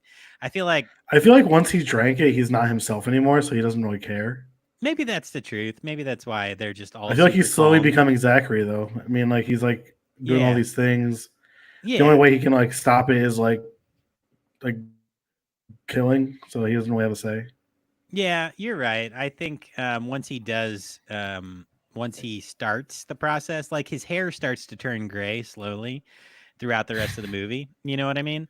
So you can Nobody see. really talked about that, honestly. I know, wasn't that weird? I did put that in a note. I was like that. I said I like that Alex's hair is graying with his condition. It's a subtle body horror, which is actually a real horror for some people. Aging, right? But why doesn't his girlfriend ever say anything about it? Like, why are you turning gray so quickly? Like that would be telling. Zachary's recipe and his flesh control book are shown to Alex by one of the landladies in the basement. She was just like, "Yeah, here it is." That was weird. Yeah, never go They're into a basement in the Northeast. I'm sorry, guys. Nah, just stay out of those. Yeah, so the landladies are wild. My next note is really super simple, and I'm gonna see if you recognize it. Slimy taters. That sounds familiar. Does slimy taters mean anything to you from this film? Slimy taters. It really stuck with me. What is it? when he's at dinner with his girlfriend and her parents and they're eating and he starts to drip slime off of his head, it goes right into his fucking mashed potatoes. Ew. It was so I mean, gross. people who I don't know. I guess I'm not from. And then the he South, stirred it. sorry. That was the worst part. He didn't just immediately get up, he stirred them up. Okay? He stirred. Oh my god! You know that reminds me of the pudding from Dead Alive. Holy fuck. When they eat the popped gross like pus. Holy shit. From the mother, yeah. Fuck, that was disgusting. Yeah, he didn't eat it. If he would have taken a bite, I would have been on a different level of grossed out, but he stirred it up, and that was enough for me. So he starts to wrap himself in his bandage. So my next note was like, what the fuck is this mask that Alex is wearing? They didn't talk I like when about those it. guys. Sorry. No, go ahead. When those guys are jumping him, they call him the Invisible Man. I started dying. That was funny. That was funny on a couple levels, right? Because they did call him the Invisible Man. They stabbed him, and then one of their arms was eaten off by his stomach. And Yeah, then that was so cool. the friends abandoned that dude, but then they ran back and got their boombox and then left again. I was like, what? No loyalty, but also that's I guess terrifying. it cost more for a boombox in 1980. What was it, 87? That was a huge fucking boombox. It was massive. This came out in 87, right? Yeah, that was like the size of a fucking suitcase, man. So, okay, so he's wearing his mask or his bandage. He's bandaged himself up. He picks up a prostitute. What kind of prostitute would go into that slimy fuck's house? Like, you see him leaking everywhere. Like, what And are you like about she to like have? looks at his band-aid and says she wants him to take him off. Right? Like he's literally oozing. What are you gonna touch that? No, nobody's touching that. No And self. he pulled out his straight razor and goes all bird with crystal plumage. Which was funny because she had no reaction to getting cut at all. She just said, First time. Yeah, she said, "Hey, man," but she has a giant slash all the way down the middle of her face, and she's like, "Hey, man, why'd you do that?" I was like, "No, this is not how people react to being slashed. You scream, you know." This movie was like a fever dream, honestly. It was fucking weird, man. It was weird. So Alex then learns from his neighbor, which I can't remember her name, and I don't even care, but learns from his neighbor that he's possessed. He's transforming into Zachary. She used to be someone else, but now she is Linda Holt, I think her name was. Right. So now she is possessed and shares a body with this dead person, whatever. But so viral lookalike. Right. So Alex goes to leave and he's like, "I'm out of here, bitch." And she's like, Alex, I'm out of here, wait. bitch. Yeah. So she's like, "Alex, wait." And he says, "Why? So a Satanist who died 30 years ago can take over my body while I fuck you? No, thanks." And I just thought, I was like, okay, I'm going to write that line down. I thought it was funny. He done lost control at this point. He lost his girlfriend because he got mad that she snuck into his house. Yeah, well, she didn't even sneak in because he gave her a key, right? But so he kicked her out. And then she finds that bloody razor. Right. She is seeing and all the bandages too. Why did he keep the bandages? So he could reuse them, I guess. I don't know. But he had like a whole thing of clean bandages right next to it.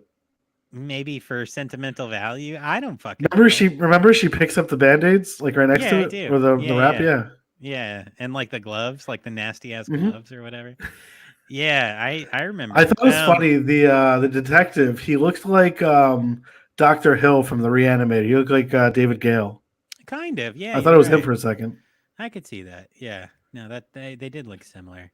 So, yeah, there was another point that came right after this. First of all, I'm going to say they love showing off his neighbor's body. Like she's wearing, just panties at this point and like a bra top or some shit. She has that dance scene. She starts to do a dance scene, right? So I said similar to the bodybuilders and Body Melt, there's a juxtaposition of perfection and horror side by side. Do you think that dance was a copy of Night of the Demons? It might. Remember when Angela does that dance? Yeah, no, I remember Angela's dance. Absolutely. Maybe they put in a dance because of that. When did Night of the Demons come out? 86? Let me see. I think it came out before this. So Slime City 1988, like a year after. was released in 88, actually. So Oh, so they both came out the same year. yeah, then it might have had nothing to do with each other, which is interesting. Just weird that the goth girl's doing like the same dance in both movies almost. Right. So anyway, yeah. So they Well, not the same dance, but you know what I mean. Right, dancing. Sorry. So similar to the bodybuilders and body melt, there's a juxtaposition of perfection and horror. So she's dancing while Alex is literally melting. So you're seeing this like perfect, quote unquote, perfect, according to the standards of the time, body next to someone who's completely falling apart. It's just an interesting theme between the two of these. So and now then he goes and he attacks the group of guys. Well, he gets attacked by the group of guys and then bites off dude's arm. I found it funny when Alex's friend showed up and he said he sees him sick, like yellow faced or whatever, and he's like, "Dude, what have you got? VD, herpes, leprosy?" Like it's just what? But he bludgeons his head into the floor. It was so brutal. Cracks his skull open, and while his neighbor honestly, just the watches, first kill with the homeless guy with the tire iron or the pipe, was pretty brutal too. That almost looked real-ish. Like that one was was real. brutal. You're right, and that I kind of forgot about that one. Yeah, the homeless guy who asked That was for so some funny. quarters. Yeah, dude, and he gives it back to him. Right, and then he's like, "Why are you disrespecting my house?" Right. Yeah. Oh, that was sad. He's like, "You come in here and disrespect my home." Mm-hmm. So now, Alex and Lori comes over after Alex has killed his friend, and I think he went and he fucked his neighbor again or whatever. And then this time without clothes on. Right. So Lori comes over and they are making out on the couch, and he looks normal. And then they go have sex in the room, like she's finally like up to having sex with him, which was weird because she knew a lot of bad things were going on. She'd been approached by a detective. She had been asked about him. She'd been asked about where the friend was. She found a bloody knife. But yeah. She found the bandages. She found all that shit, and she still fucked him. And the woman's shoe too. The prostitute's shoe. So I wasn't sure why she went ahead with that. But then after she goes out and she's reading through a book on the kitchen table, and he comes up behind her, puts his hands on her shoulder, gives her a massage, and then starts to like try to kill her. Yeah, he says that he had so much fun killing his friend. He thinks he's going to have even more fun killing her. Like, how much better will it feel to kill you? Right. Yeah, that was wild. So he tries to kill her, and at some point he grabs her and kisses her, but he's like leaking slime. So it was a slimy ass, nasty kiss.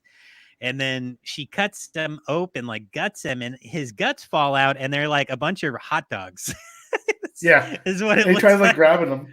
Yeah, it was so funny. It was like, just, like you think about intestines from like newer horror movies and they look like intestines. What they did with this was like hot dogs and like mush. Well, this is like $100,000 budget. I mean, in 1988, that's like 87 million or something. I don't know. Anyway, so now it's $3. I don't fucking know. Don't math me, bro. So then his torso turns into a killer torso with teeth and tries to bite her, which was funny. Like, they were really making some wild turns in this. And she literally had to wrap it up. She had to dissect that man to fucking actually kill him. She had to cut his brain up into pieces, stab him through the head, and then the brain came out. Yeah, when she cuts his head off, it's like one of my favorite scenes in the movie. It's always been one of my favorite scenes in the movie. Yeah. Like when his head's on the floor, kind of twisting. With like the yellow slime, yeah. Yeah, that was cool. But then she cuts it open and it breaks it, and brain comes out. I don't know who keeps meat cleavers like that, though. Have you ever had a meat cleaver? No, I've had chef knives before. That's the closest to it I've had. Yeah, I have a nice chef knife at home, but I've never needed a meat cleaver. I've never purchased a meat cleaver.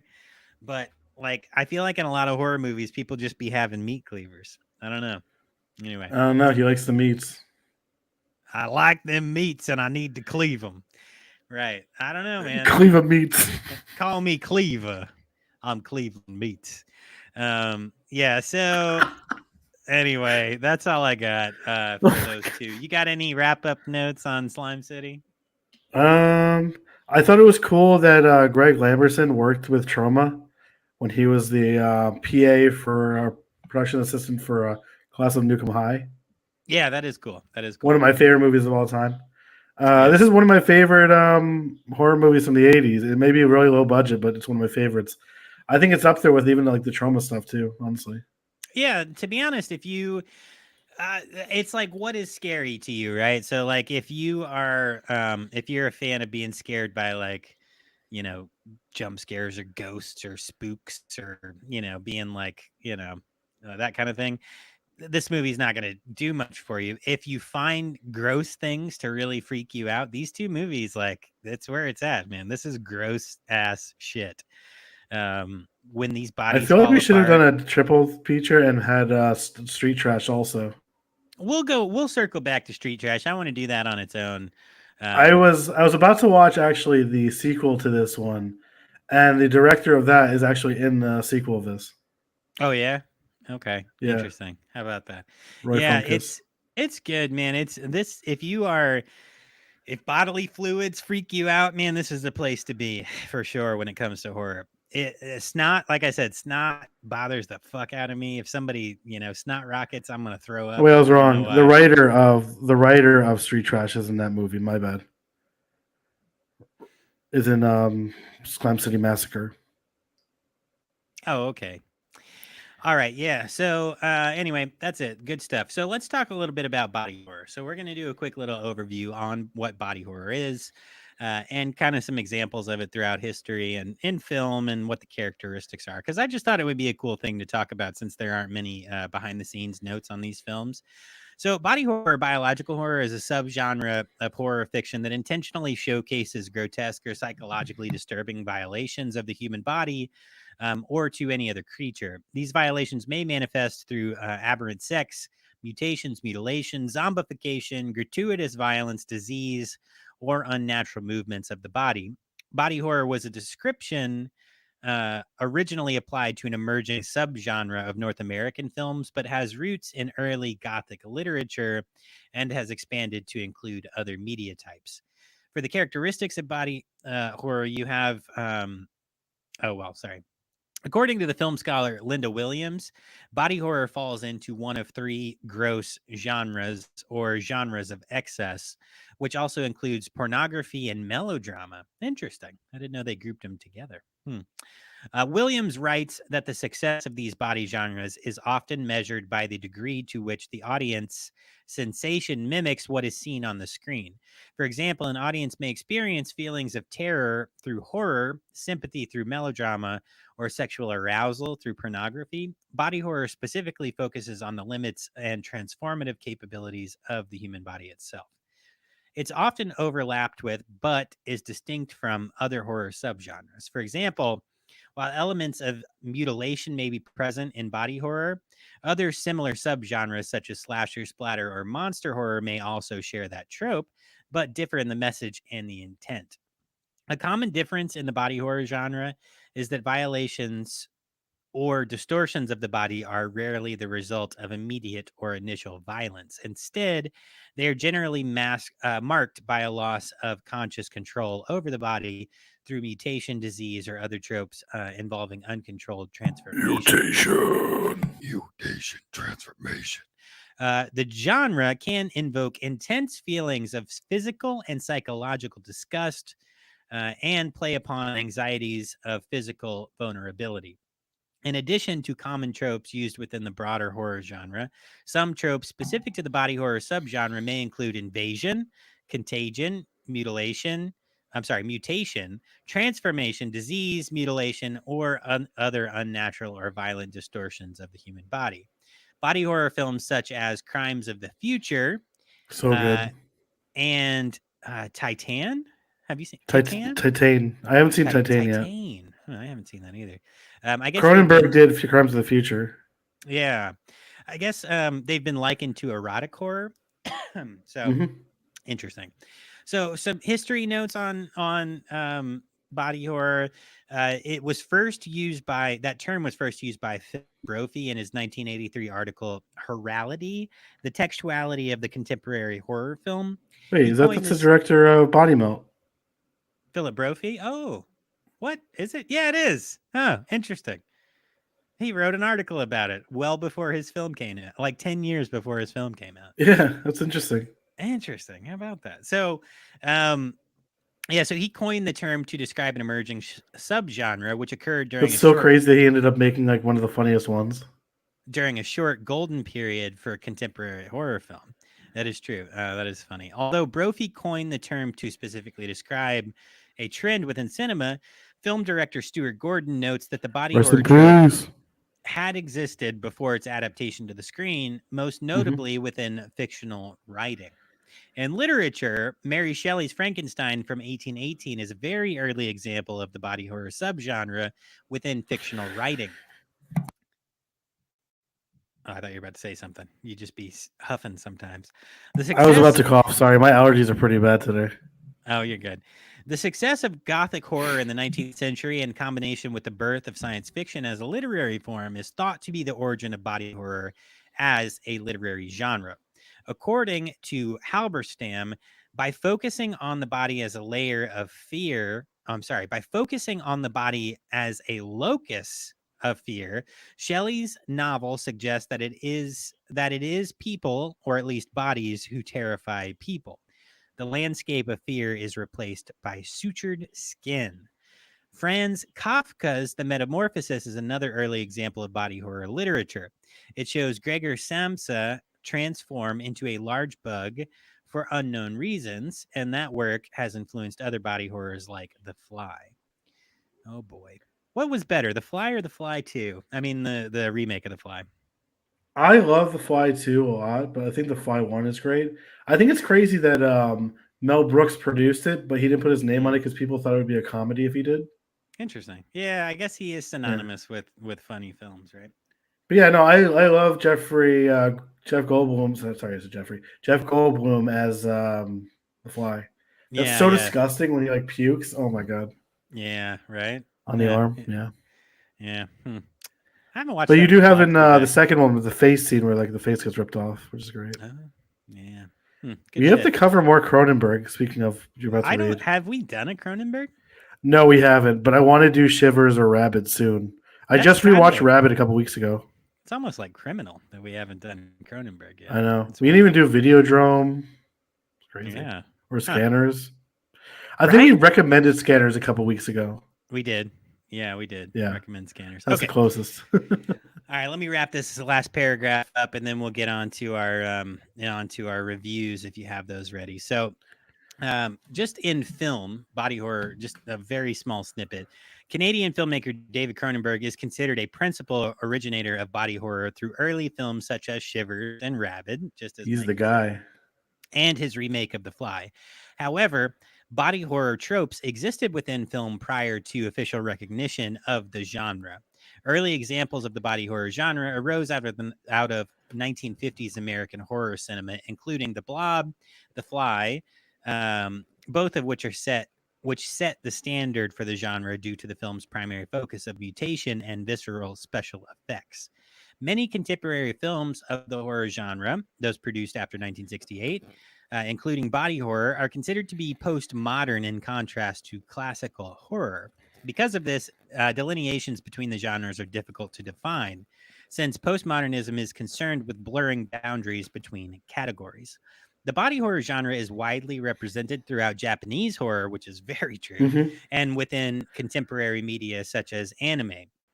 Katsuhiro Otomo's 1988 film Akira is an early My favorite example- anime of all time. Nice. Yeah, that so is a fucking one. good. Yeah, is an early example of body horror within anime. The film uses the genre to explore the notion of the adolescent body as a site of metamorphosis, a metamorphosis that can appear monstrous both to the figure undergoing it and to the outside world. You know what's I think another that- good person who did a lot of stuff for like manga and anime? Junji Ito. A lot of his stuff is body horror. Okay. Yeah, I feel like I was just talking to a guy at work about that. He listens to the show. Shout out, you're the man. I'm not going to say your name, but you know who you are. Don't we were dox talking him. about Japanese, just Japanese general ideologies when it comes to a lot of their cinema, and just a lot. they just deal with a lot of weird stuff. Yeah, you me and know, Mike, Cinematic PhD, were talking about Tokyo Gore Police the other day. yeah. What did I talk to you That's a about crazy a one. while back on the podcast? I think it was like zombie ass Toilet of the Damned or Toilet of the Dead. Yeah, we did that something one. like that. Yeah. What episode did we do? No, we didn't do another one. We just did Battle Royale. Oh no, we did Battle Royale. Yeah, we did Battle Royale. No, I said we didn't but- do any other Japanese film yet, have we? No, we talked about, or I talked about one week. I can't. Was this Japanese or was it Korean? The movie where the doctor cuts up the couple. Grotesque, that's Japanese. Japanese, yeah. I talked to Grotesque. Mhm. Yeah. And I think Anyway. I talked about Ichi the Killer once, but yeah. Okay. Back to Yeah, what we'll you're have to saying. actually do a spot, like a feature on one of them at some point. Anyway, all right. So let's go ahead and shoot out of this. We're gonna move into our quick little reviews. If you want to pick like a good and bad for each or whatever, that's Yeah, fine. I got We'll those. get you. Did you want to pick? Oh wait. Oh, we're recording. That's your We're live your on. turn. Oh, it's my turn next week. Yeah, I'll end the live before we pick though. That way it's Okay. you know. Let me just bring up the list. I already have the reviews up. Let me just bring up the list so I can see it. Okay. Okay.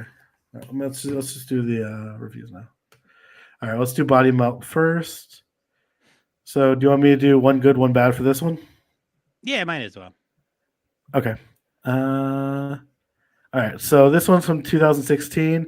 Extremely bad yet incredibly funny, low budget Aussie horror comedy full of gore, steroids, and freaks. That was 2 stars. Oh, is that it? Well, I guess we can just go to the 1 star from 2013. Okay. A confusing, plotless, low-budget mess of lowbrow humor, regulated shaped deaths, that merely saved by the neighbors Ian Smith and Gerard Kennedy. Okay. All right. But the Jesus. best one is this is gross, campy, ridiculous, absurd, gory, nutty, hilarious. The 90s techno music, the computer voice only to help to create the zany world of psychopharma-induced crazed Melbourne. Not to be missed for anyone who loves good camp. All right. Thank you for your. That was 4 stars. Oh, Jesus Christ. All All right. right, cool. Next, Slime City. There's only 3 reviews on here. All right. The 1 Just star. do There's one. 1 star, and there's one by a guy named Dylan. I wonder if it's you. Just kidding. Oh. All right. So it's not even 1 star. It's a half a star. Oh shit. Striptease, excess gore. Couldn't save this trash. 1 out of 10. Terrible watch. Watch a Toxic Avenger or Videodrome instead. Okay. Well, I mean, those are both good recommendations, but also. And then from somebody named Dylan, this is a 5 star. It's a very entertaining film, great schlock film, one of my favorite melt movies next to Street Trash. Nice. All right. So. Oh. I couldn't shoot them. They ran away. Bye, Every Dylan. time that one window. So, yeah, that one's a problem. Okay. All right. Cool. Nice. Well, thank you. The for budget those we spent on reviews, that one buddy. window. It is absurd. Absolutely absurd. That's why we need more Patreon members. Holy shit.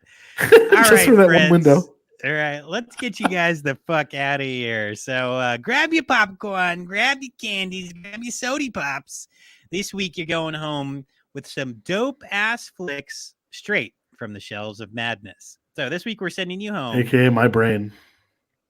Oh, I don't have the synopsis of each of these. Damn it. Son of a bitch. Oh. Let's get it.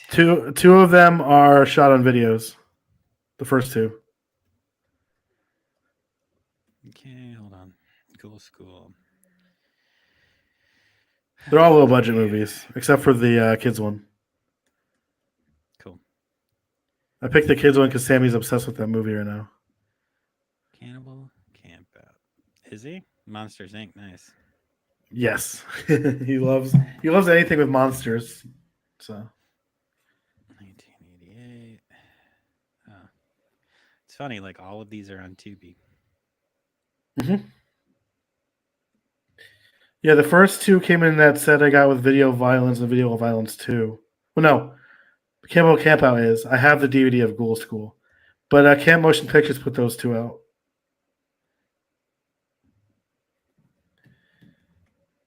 Dreaming Purple Neon. That one looks fun. When is that from? 2016. That is a fun one. Okay.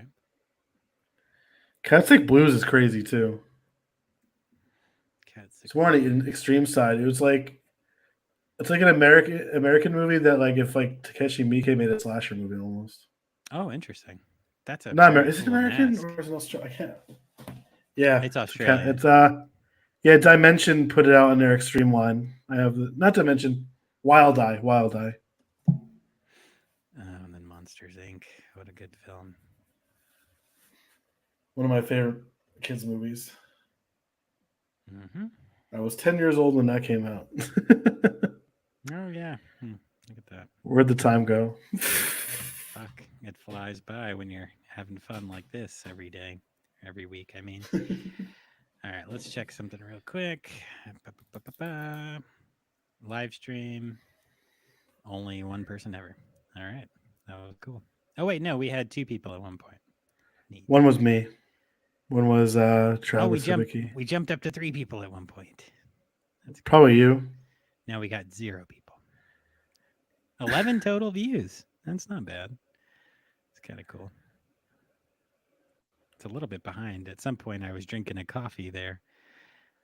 Just drinking part of my coffee. All right. All right. Let's jump back to it. Okay. Do you want to know what we're gonna watch next week? Yeah. Well, not next week, but the next episode. We can talk about it. What is it? Street Trash, 1987. Street Chat. I thought. No. Hold on. This is what I think we should do. I think we should pick a Patreon only episode because I want to get one out before Okay. I go. My kid's born. Let me see. Let's see what extreme movies are on Tubi.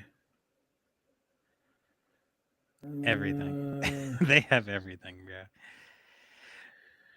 All right, you mute yourself. You look around. You take a look. We'll announce it because it's going to be Patreon only, so they'd have to join Patreon to listen into it. So we can announce it. All right, so here we go, friends. This week you're going home with some dope ass flicks straight from the shelves of madness. So first, we are sending you home with Ghoul School by Timothy O'Raw from 1990, a lab experiment. Oh wait, let me scan it out. Shit. All right, good.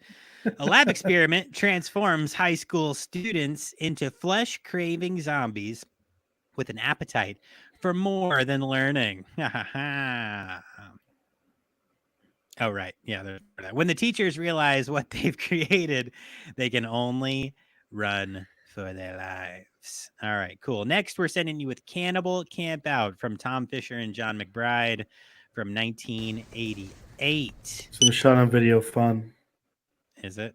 All right. Oh, man. My notes jumped all over. School and that are both shot on video. Son of a bitch.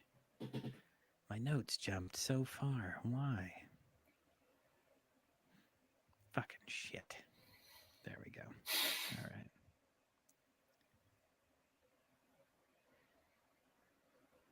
Okay. Foolhardy campers, John McBride and Amy, played by John McBride and Amy Kludzinski, wind up on the menu at a backwoods cannibal feast. Very nice. Next, you're going with The Dreaming Purple Neon by Todd Sheets from 2016. Purple neon, a new drug that gains in popularity, is requested by the Queen. Interesting. Next, you're going with Cat Sick Blues by David Jackson from 2015. A devastated man believes that the only way to resurrect his dead cat is to take the lives of 9 humans. He dons a vicious claw and mask to begin his work. Wow. And lastly, for the kids and the family, we're sending you home with Monsters Inc. from 2001. Monsters Incorporated is the largest scare factory in the monster world, and James P. Sullivan, played by John Goodman, is one of its top scarers. Sullivan is a huge, intimidating monster with blue fur, large purple spots, and horns. His scare assistant and best friend and roommate is Mike Wazowski, played by the ever-awesome Billy Crystal. a green, opinionated, feisty little one-eyed monster. Wow, they wrote that. Visiting from the human world is Boo, played by Mary Gibbs, a tiny girl who goes where no human has ever gone before and now needs to get saved. What a good fucking time. All right, Mikey. So next week, you want to make the announcement? What are we talking about? Yeah. We're gonna do Tokyo Gore Police. Oh, shit, friends. Well, you know what that means. That means we're going to be doing our first ever Patreon only With the star of the audition as the episode. main star in this one. Because that might just be a little too dark for our regular platform. So, if you want to hear our deep dive into Tokyo Gore Police, you best go join our Patreon at any level. Then you guys can listen in and check out that episode next week. All right, Mike, who you shouting out this week, buddy? Let me just go back to my notes. Should be the same people as I always do. Doom Generation Podcast, Dissect That Film Podcast, The Movie Dumpster, and Film We Trust Podcast, who wants to do a show with us probably in like 2 months from now. Nice. And my wife, Katie, and my son, Sammy. Nice. Awesome. Good shit, man. So this week is pretty much the same for me as always, too. I'm shouted out the Beard Villain 83. Mike, you're the man. Don't forget it. Thank you for all the cool shit you always keep making us. The dudes over at Mutant City Horror, we appreciate you guys, and we're excited about everything that you're doing over there. Also, I'd like to shout out our good friends at the Doom Generation Podcast. Mikey already did a shout out, but I'm really enjoying listening to their stuff. This past week, they put out an episode on 16 Candles. That was a lot of fucking fun. Go check that out. One of my favorite movies, honestly. Yeah. People might not know that, but that's one of my favorites. Oh, yeah? No, I feel like I knew that. But, hey, people on this podcast probably don't. Go check them out. They're very cool, and they have an awesome show. And who else? Oh, Alfonso, bro, I got stickers ordered. They're coming, man. And I got a sticker with your name on it. We're going to get one over to you right away. I love what he called us on Instagram on our latest post. Oh, what was it again? The hidden, let me see. I have to bring up my notifications. He said, sorry, I have a lot of notifications on. You are like an extensive library containing a lot of hidden films. Ah, yes. Well, we are a video store, so we try to make sure we're always stocked and ready for y'all. But that's it, friends. So don't forget, come on the podcast. If you have a project that you want to promote, shoot us an email at vhsdoom@gmail.com if you want to contact us. Twerk till it fucking hurts. Beep till you creep. Pickle them ricks. You had one more shout out. Did I? Oh, no, that's from last week. Stop it. Rick Pickle? Oh, Rick Pickle is on there too? Damn it, I didn't shout out Rick Pickle. Fuck. He's our new district manager we hired. We don't know. No, we're not opening another I store hired yet. somebody last week. You stop hiring people. You don't have that. We have two more stores in other universes. I'm gonna change your access in the back office computer. You're not gonna be able to do that anymore. All right, twerk till it fucking hurts. You know all that shit. God damn it, Mikey. Let me do the fucking intro. I mean the outro. Fuck off. All right, peace. We'll see you guys next time. Son of a fucking god. Love you guys. Fucking goddamn shit. Fucking son of a. This should be at the end. It will be.